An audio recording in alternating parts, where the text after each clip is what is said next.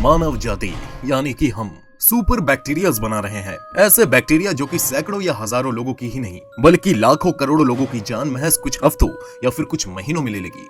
और ये काम चल रहा है अभी इसी क्षण हर गुजरते सेकंड्स के साथ। और यहाँ पर सबसे बड़ा सवाल तो यही है कि आखिर ये क्यों और कैसे हो रहा है। तो चलिए इस बात को जानने के लिए इस वीडियो को जल्दी से शुरू करते हैं।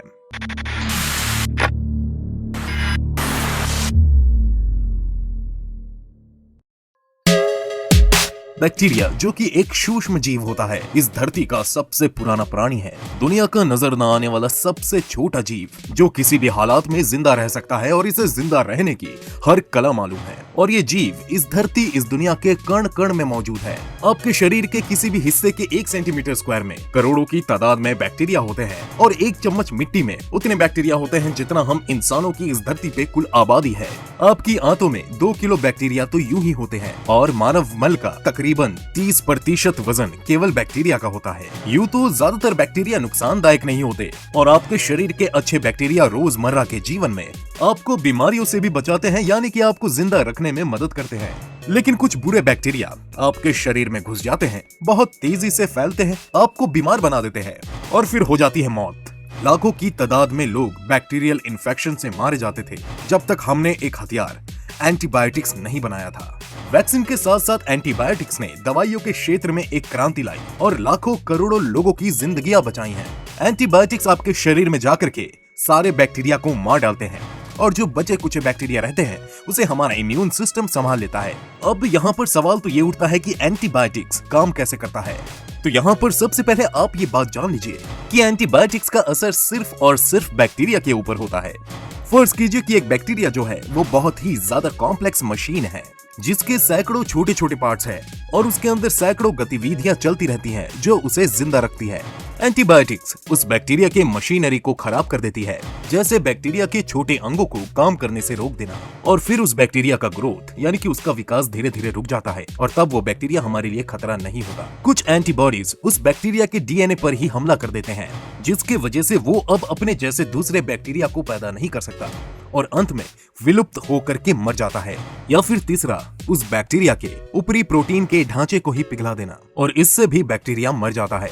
और ये सारी चीजें होती रहती हैं आपके शरीर के रक्त कोशिकाओं को बिना नुकसान पहुंचाए। कहीं न कहीं गिनती भर बैक्टीरिया अपने आप को एंटीबायोटिक से बचाना सीख जाते हैं। यूं तो गिनती भर के म्यूटेटेड बैक्टीरिया हमारे शरीर के लिए कोई बड़ी बात नहीं है क्योंकि हमारा इम्यून सिस्टम उन्हें संभाल लेता है, लेकिन तब भी अगर गलती से भी कोई बैक्टीरिया बच जाता है तो वो दूसरे बैक्टीरिया को म्यूटेट कर देता है। यूं तो बैक्टीरिया के अंदर 2 तरह के डीएनए होते हैं, एक तो क्रोमोसोम और दूसरा प्लाज्मिड्स। एक बैक्टीरिया दूसरे बैक्टीरिया के करीब जाता है, उसे गले लगाता है और बहुत ही प्यार से उस कमजोर बैक्टीरिया को प्लाज्मिड दे देता है और दूसरे बैक्टीरिया इम्यून यानी कि म्यूटेट हो जाते हैं। कई बार तो एक बैक्टीरिया अलग अलग तरह के जिंदा और मरे हुए बैक्टीरिया से ये डीएनए कलेक्ट करता है और इतना मजबूत हो जाता है जिसपे कई सारे एंटीबायोटिक्स का असर नहीं होता और तब बन जाता है सुपर बैक्टीरिया। ऐसे तो इस दुनिया में एंटीबायोटिक्स अब्यूज की वजह से कई तरह के सुपर बैक्टीरिया मौजूद हैं, लेकिन अस्पताल खास तौर पर ऐसे बैक्टीरिया का कुरुक्षेत्र होता है। एक वक्त था जब हमारे पास एंटीबायोटिक्स नहीं थी और चारों तरफ बीमारियां थी और हम इंसान उस दौर को भूल चुके हैं। तभी तो आज इस ताकतवर हथियार का हम दाल भात की तरह इस्तेमाल कर रहे हैं। इस दुनिया में ऐसे कई सारे डेवलपिंग कंट्रीज हैं जहां पर एंटीबायोटिक्स आसानी से मुहैया नहीं हो पाता और वहीं दूसरी तरफ कुछ देशों में नमक की तरह बड़ी आसानी से मिल जाता है।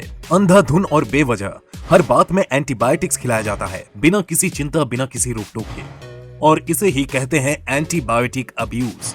बीते कई सालों में हमें भर भर के एंटीबायोटिक्स खिलाया गया है।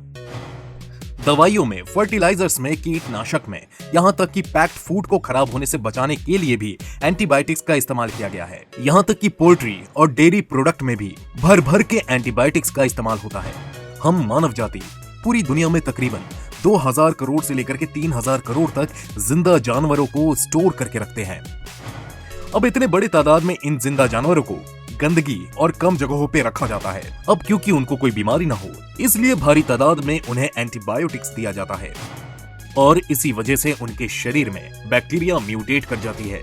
फिर हम उन्हीं जानवरों को खाते हैं, नतीजा बैक्टीरिया हमारे शरीर में आ जाता है, हम बीमार पड़ते हैं और फिर और भी ज्यादा एंटीबायोटिक्स का इस्तेमाल करते हैं। अब क्या है ना कि इस दुनिया में सुपर बैक्टीरिया मौजूद है, गिनती भर के ही सही लेकिन मौजूद है, और उनसे निपटने के लिए सुपर एंटीबायोटिक्स भी है जो किसी भी लेवल के ढीठ और जिद्दी बैक्टीरिया को मार डालते हैं। लेकिन उन एंटीबायोटिक्स का इस्तेमाल आपकी जान भी ले सकता है, और ये एंटीबायोटिक्स केवल तब ही दिए जाते हैं जब जान बचाना एकमात्र उपदेश होता है। तो बात यह है कि हमारे पास ऐसे एंटीबायोटिक्स, ऐसे हथियार हैं। अब यहाँ पर मसला यह है कि इस दुनिया में कुछ ऐसे बैक्टीरिया भी पैदा हो गए हैं जिन पर इन भयानक खतरनाक सुपर एंटीबायोटिक्स का भी असर नहीं होता, और ये हुआ है दशकों से चलती आ रही एंटीबायोटिक अब्यूज की वजह से।